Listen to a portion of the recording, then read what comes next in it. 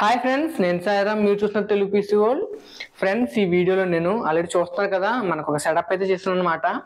నన్ను చాలా మంది ఎక్కువ శాతం అడిగేది ఏంటంటే, బ్లాక్ స్క్రీన్ సంబంధించిన ఇష్యూస్ ఏమైతే ఉంటాయో వాటి గురించి చాలా మంది అయితే అడుగుతూ ఉంటారు. యాక్చువల్గా బ్లాక్ స్క్రీన్ సంబంధించి అంతకు ముందు నేను ఒక వీడియో అయితే తీసాను. అండ్ ఆ వీడియోని ఇప్పటికి కూడా చాలా మంది చూస్తున్నారు కూడా. ఆల్మోస్ట్ 10K వ్యూస్ ఏమో వచ్చినాయి దానికి. బట్ అప్పుడు ఏంటంటే కేవలం మనకి ప్రాబ్లమ్స్ ఏమైతే ఉంటాయో ప్రాబ్లమ్స్ గురించి చెప్పగలిగాను, కానీ మన దగ్గర సరైన ఎక్విప్మెంట్ లేకపోవడం వల్ల నేను ప్రాబ్లమ్స్ మాత్రమే చెప్పాను. దాన్ని రెక్టిఫై ఎలా చేసుకోవాలని చెప్పలేకపోయాను. ఇప్పుడు ఏంటంటే మనకి ఒక బ్లాక్ స్క్రీన్ రావడానికి ఒక ఇష్యూ అయితే కాదు, చాలా రకాల ఇష్యూస్ అయితే ఉంటాయి. బట్ మన దగ్గర ఏదైతే ఒకవేళ ఎక్స్ట్రా కాంపోనెంట్స్ ఉన్నాయనుకోండి, వాటిని బట్టి మనం వాటిని కొంతవరకు రెక్టిఫై చేసుకోవచ్చు. బట్ నేను ఇప్పుడు ఏంటంటే మొత్తం దాదాపు ఒక 6 to 7 టైప్స్ అయితే ఉంటాయి. 6 to 7 కాంపోనెంట్స్ వల్ల మనకు బ్లాక్ స్క్రీన్స్ అయితే కాజ్ అవుతూ ఉంటాయి. ఆ 6 to 7 కాంపోనెంట్స్ ని కూడా నేను రిప్లేస్ అయితే చేసి చూపిస్తూ ఈ బ్లాక్ స్క్రీన్ ఇష్యూస్ సంబంధించి మనం ఎలా రెక్టిఫై చేసుకోవాలని చెప్తాను.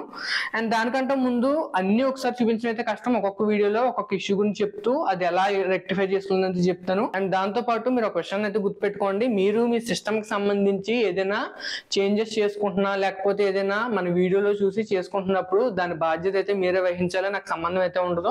ఒకవేళ మీరు పూర్తిగా తెలుసుకుని మీకు ఆ నమ్మకం ఉంటే మాత్రమే చేయండి. ఒకవేళ మీరు ఏదైనా మిస్టేక్ చేసి మీ హార్డ్వేర్ కి కానీ లేకపోతే సాఫ్ట్వేర్ కి కానీ ఏమన్నా ప్రాబ్లమ్స్ వస్తే దానికి నేను ఎటువంటి బాధ్యత అయితే వహించను అనమాట.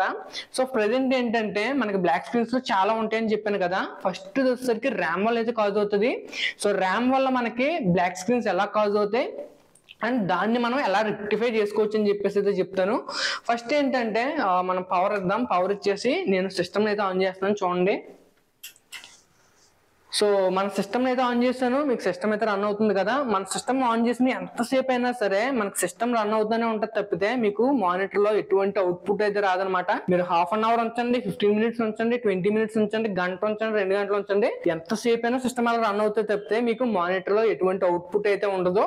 ఇలాగ మనకు అవుట్పుట్ రాకుండా ఉండడం కోసం చాలా కారణాలు అనేది చెప్పాను కదా. సో దీనికి సంబంధించిన రెక్టిఫికేషన్ ఏంటంటే, మీ దగ్గర కనుక ర్యామ్ కనుక ఉందనుకోండి, ఒక ఎక్స్ట్రా స్టిక్ ఉన్నట్లయితే మీ పాత ర్యామ్ స్టిక్ ఏదైతే ఉందో దాన్ని తీసేసి కొత్త దానికైతే మార్చుకోవాల్సి ఉంటుంది. ఒకవేళ మీ దగ్గర కొత్తది ఉన్నా పర్వాలేదు, లేకపోతే ఒక స్పేర్ స్టిక్ ఉన్నా కానీ దాన్ని మీరు పెట్టుకుని ఒకసారి చెక్ చేసుకోవచ్చు అనమాట. మీరు ర్యామ్ ని జస్ట్ అలా చేంజ్ చేయడం అనేది చాలా ఈజీ, పెద్ద కాంప్లికేటెడ్ విషయం అయితే కాదు. బట్ మీరు ఏ చేంజెస్ చేయాలనుకున్నా ఫస్ట్ మీరు పవర్ ని కంప్లీట్ గా కట్ ఆఫ్ చేసేయండి. కంప్లీట్ గా పవర్ ఆఫ్ చేసేసి అప్పుడైతే చేసుకోవాల్సి ఉంటుంది. సో నేను ఒకసారి చూపిస్తాను, చూడండి. ప్రెసెంట్ ఇంకా మనం ఇక్కడ ఆఫ్ చేసినా కూడా మాక్సిమం కొన్ని ఎర్రర్స్ కి సిస్టమ్ అయితే ఆఫ్ అవ్వదు, కాబట్టి మీరు డైరెక్ట్ గా పవర్ అయితే కట్టేయాల్సి ఉంటుంది. సో ఇలా పవర్ ఆఫ్ చేసిన తర్వాత మనం ఏం చేయాలంటే, సో మీ సిస్టమ్ దగ్గరికి వెళ్ళి కేర్ఫుల్ గా మనం, సో ఇది అనమాట యాక్చువల్ గా మనకి ర్యామ్ అయితే ఇది. సో ఈ ర్యామ్ స్టిక్ మనకి ఫాల్టీ కాబట్టి మనం ఏం చేస్తామంటే ఈ ఫాల్టీ ర్యామ్ స్టిక్ ని పక్కన పెట్టేసి ఇంకొక రిప్లేస్మెంట్ ర్యామ్ స్టిక్ ఉందనుకోండి, ఇది నా దగ్గర వర్కింగ్ పర్ఫెక్ట్ గా కండిషన్ ఉన్న ర్యామ్ స్టిక్ ఇది అనమాట. సో ఈ ర్యామ్ ఏదైతే ఉందో ఇది పర్ఫెక్ట్లీ వర్కింగ్ ర్యామ్ కాబట్టి దీన్ని నేను మన సిస్టమ్ లో అయితే వేస్తున్నాను. అండ్ ర్యామ్ ని మీరు ఒక రిప్లేస్మెంట్ స్టిక్ ఉన్నా, లేకపోతే మీరు ఏదైనా యూజర్ లో ఒక స్టిక్ కొనుక్కున్నా గుర్తుపెట్టుకోండి, ర్యామ్స్ లో కూడా మనకి చాలా ఫ్రీక్వెన్సీస్ ఉంటాయి. అలాగే మనకి టెక్నాలజీస్ కూడా ఉంటాయి, లైక్ DDR3 అని, DDR2 అని, DDR4 అని ఎలాగైతే ఉంటుంది. ప్రెసెంట్ ఈ సిస్టమ్ లో మనకి DDR4 ర్యామ్ అయితే సపోర్ట్ చేస్తుంది. కాబట్టి నేను DDR4 వర్కింగ్ స్టిక్ ని అయితే ఈ సిస్టమ్ లో అయితే వేస్తున్నాను అనమాట. మీరు ర్యామ్ ఇన్స్టాల్ చేయడం చాలా ఈజీ.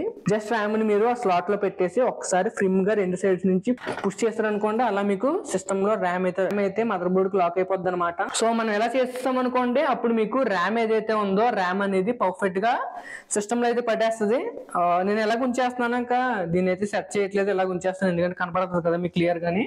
సో ఇలా మనం ర్యామ్ ని రీప్లేస్ చేసేసుకున్న తర్వాత జస్ట్ మీరు పవర్ ఆన్ చేసి మనం కనుక సిస్టమ్కి సంబంధించిన పవర్ కూడా ఇచ్చామనుకోండి, అప్పుడు మీరు ఈ అవుట్పుట్ ఏదైతే ఉందో అవుట్పుట్ అయితే చూడగలుగుతారు. ఒక నిమిషం వెయిట్ చేయండి. సో అదిగో మనకి సిస్టమ్ అయితే ఆన్ అయింది. అండ్ తర్వాత మనం ఓఎస్ లోకి అయితే వెళ్తాం అనమాట. ఒకసారి నేను చూపిస్తాను, అది కూడా మీకు ఒకసారి వెయిట్ చేయండి. యాక్చువల్గా ఈ సిస్టంలో మనకి 2 ఆపరేటింగ్ సిస్టమ్స్ అయితే ఉన్నాయి కాబట్టి ఏంటంటే నేను ఒక SSDని అయితే రిమూవ్ చేస్తాను కాబట్టి మనకి ఎర్రర్ అయితే వస్తుంది. జస్ట్ మనం డిఫరెంట్ ఆపరేటింగ్ సిస్టమ్ సెలెక్ట్ చేసుకోవడం కోసం F9 నొక్కమని చెప్తుంది. నేను ఆల్రెడీ చెప్పాను కదా మీకు ఇందులో టోటల్గా 2 OSలు ఉన్నాయని చెప్పేసి 2 Windows 10 అయితే ఇన్స్టాల్ చేసిన సిస్టంలోని just second operating system select చేసుకుని ఎంటర్ క్లిక్ చేస్తే సరిపోతుంది. సో చూసారు కదా మనకి ఏంటంటే సిస్టంలో మనకి చాలా కాంపోనెంట్స్ అయితే ప్రాబ్లమ్స్ వస్తూ ఉంటాయి. చూసారు అనుకోండి చాలా కాంపోనెంట్స్ వల్ల మనకి ప్రాబ్లమ్స్ వస్తాయి. అందులో ర్యామ్ అనేది వన్ ఆఫ్ దెమ్ అనమాట. అండ్ ర్యామ్ నేను స్టార్టింగ్లో ఎందుకు చూపిస్తున్నానంటే ర్యామ్ అనేది చాలా ఈజియెస్ట్ ఫిక్సెస్లో ఒకటి అనమాట. రిమైనింగ్ వీడియోస్ కూడా వస్తాయి చూడండి. మన ఛానల్ ఫాలో అయినట్లయితే కనుక మీకు కేవలం పీసీకి సంబంధించిన కంటెంట్ మాత్రమే నేను చేస్తూ ఉంటాను కాబట్టి ఇటువంటివి అయితే తెలుసుకోవడానికి అయితే ఉంటుంది. ఫస్ట్ ర్యామ్ ఎందుకు చేశానంటే మీకు ర్యామ్నే చాలా ఈజీగా రీప్లేస్ చేసుకోవచ్చు కాబట్టి ర్యామ్ మనకి ఫ్రెండ్స్ దగ్గర ఉన్న సిస్టమ్స్లో కానీ లేకపోతే జనరల్గా పీసీ షాప్స్లో కూడా మీకు చాలా తేలిగ్గా దొరుకుతుంది కాబట్టి ఈజియెస్ట్ నుంచి టఫ్కి అయితే వెళ్తూ ఉందాం. అందు గురించి నేను స్టార్టింగ్ ర్యామ్ అయితే రీప్లేస్ చేస్తాను. సో చూసారు కదా మనం కనుక అలా ర్యామ్ని రీప్లేస్ చేసుకున్నట్లయితే మనకి సిస్టమ్ అనేది పర్ఫెక్ట్గా పనిచేస్తుంది అనమాట. సో నెక్స్ట్ నేను ఇంకొక వీడియో అయితే తీస్తాను. అందులో ఇంకా మనకి బ్లాక్ స్క్రీన్ కాజ్ చేసే ఇష్యూస్ ఏమేమి ఉన్నాయి అలాగే వాటికి సంబంధించిన మనం ఫిక్సెస్ ఎలా చేసుకోవాలని చెప్పేసి చెప్తాను అనమాట. సో చూసారు కదా ఫ్రెండ్స్ మీకు వీడియో నచ్చిందని అయితే అనుకుంటున్నాను. మన ఛానల్ కాన్సెప్ట్ అవ్వచ్చు, మన ఛానల్ మోటో అవ్వచ్చు, ఇదంతా కూడా ఓన్లీ పీసీకి సంబంధించిన కంటెంట్ చేయాలన్నదే నా డ్రీమ్ అనమాట, నా గోల్ అనమాట. సో అందుగురించే ఈ పీసీకి సంబంధించిన కంటెంట్ అయితే చేస్తున్నాను. ఇంకా చాలా కంటెంట్ అయితే వస్తూనే ఉంటుంది. రివ్యూస్ వస్తాయి, గ్రాఫిక్ కార్డ్కి సంబంధించి మనకి ఏదైనా ఇష్యూస్ ఉన్నాయి అనుకోండి, ఇష్యూస్ మనం ఎలా రెక్టిఫై చేసుకోవాలి, లేకపోతే డ్రైవర్స్ ఎలా అప్డేట్ చేసుకోవాలి, మన సిస్టమ్ ఏదైతే ఉందో మన సిస్టమ్ కాన్ఫిగరేషన్ తగినట్టు మనం కాంపోనెంట్స్ని ఎలా సెలెక్ట్ చేసుకోవాలి, ఇవన్నీ కూడా మన ఛానల్లో వీడియోస్ అయితే వస్తూ ఉంటాయి. మిస్ అవ్వకుండా ఉండాలంటే కనుక సబ్స్క్రైబ్ చేసుకుని ఫాలో అవుతుండండి. సో నేను సారాం సైనింగ్ ఆఫ్ గైస్, బాయ్.